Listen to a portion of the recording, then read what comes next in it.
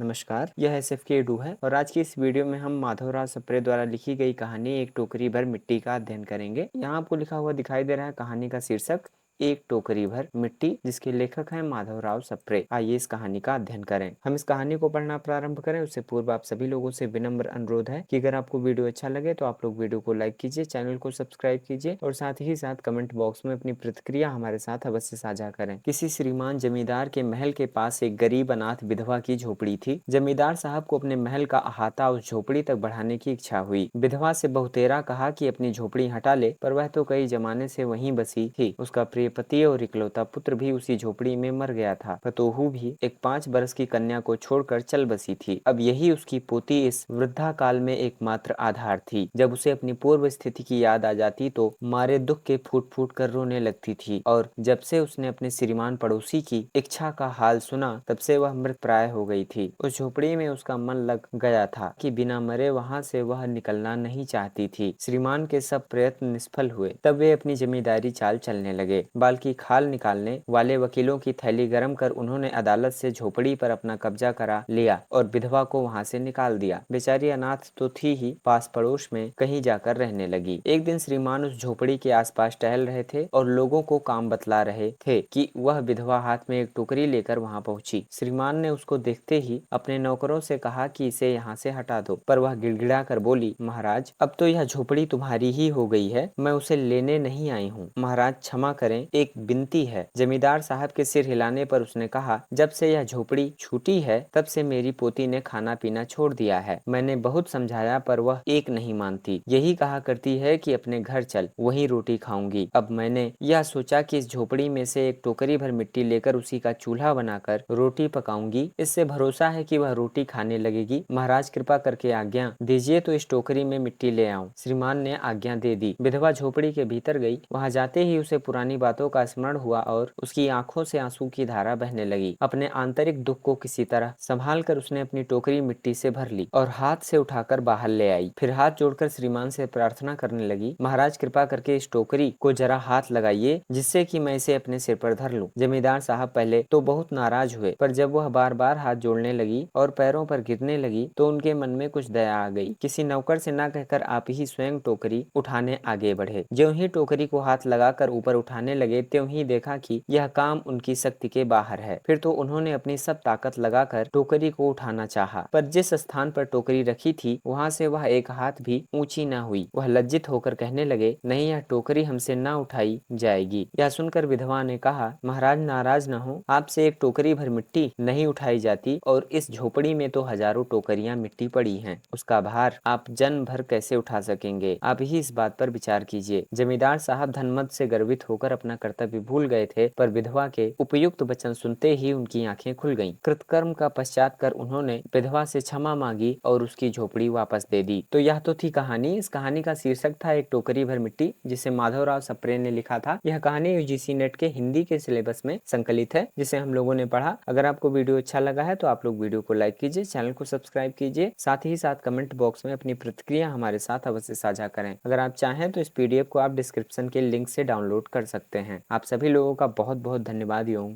आभार।